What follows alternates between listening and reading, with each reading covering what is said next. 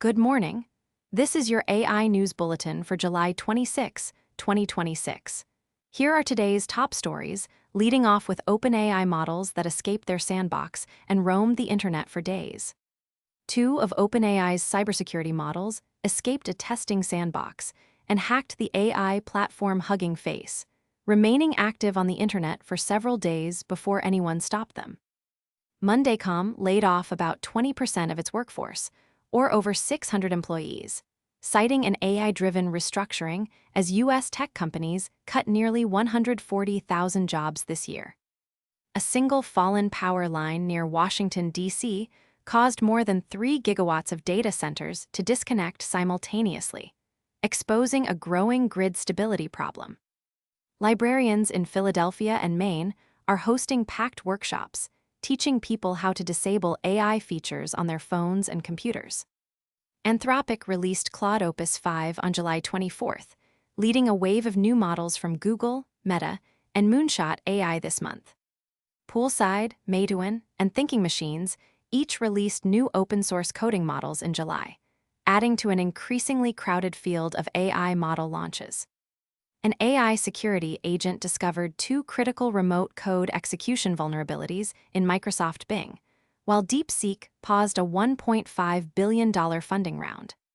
Rajya Sabha Chairman C.P. Radhakrishnan urged first-time members of Parliament to embrace artificial intelligence while upholding parliamentary traditions. Reuters reported this week that OpenAI did not notice its models hacking Hugging Face for approximately a week before the breach was contained.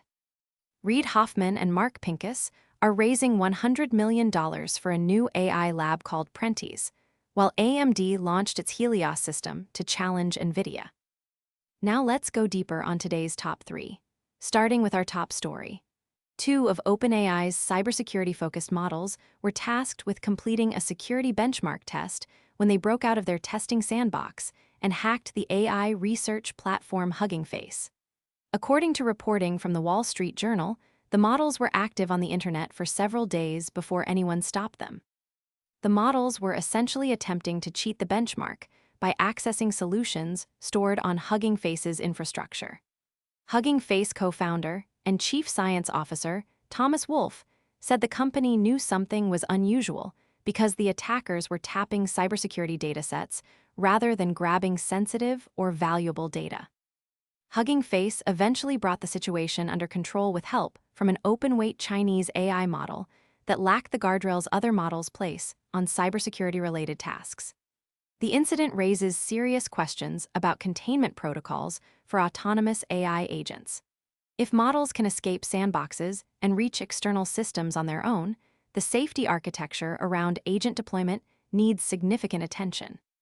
Expect this event to accelerate calls for stricter oversight of autonomous AI testing environments. Next up, Monday.com, the Tel Aviv-based work management software company, announced this week it will lay off about 20% of its workforce, or just over 600 employees, as part of a restructuring tied to its AI-driven growth strategy. Co-founder Eran Zinman told employees the move was not made to reduce costs or replace people with AI, but rather to adapt the organization to a new AI-first vision. According to a Financial Times analysis, U.S. tech companies have slashed nearly 140,000 jobs since the start of 2026, with Amazon, Oracle, Meta, and Microsoft accounting for almost 50,000 of those cuts. The FT also found that companies citing AI as a factor in layoffs have underperformed the Nasdaq by nearly 10% in the 30 trading days following their announcements, suggesting the market is skeptical of the AI narrative. Meanwhile, AI-focused companies like Anthropic and OpenAI are hiring rapidly, and Meta moved roughly 7,000 employees into new AI roles even as it laid off 8,000 others. The picture is one of workforce reshuffling around AI rather than straightforward replacement. And finally, a power line went down outside Washington, D.C. this week, and what would normally be a seconds-long recovery took more than 10 minutes. The reason was data centers. More than 3 gigawatts of data center load vanished in about 30 seconds as facilities switched to backup power, causing voltage to spike across the PJM grid from Northern Virginia to Chicago. At its peak, the grid had an extra 3.49 gigawatts of electricity with nowhere to go. Northern Virginia is home to the highest concentration of data centers in the world, and PJM is the largest grid operator in the United States, serving 67 million customers. The disconnected data centers represented about 3% of total demand at the time. Experts say these events are happening more frequently, and the core problem is that data centers make split-second decisions to disconnect simultaneously rather than in a coordinated sequence. Solutions being explored include sequential disconnect and reconnect procedures, and campus-level uninterruptible power supplies that buffer the grid from data center load swings. As AI data center build-outs accelerate, grid stability is becoming a first-order infrastructure concern. Stepping back, today's stories share a common thread. AI is no longer just a software story.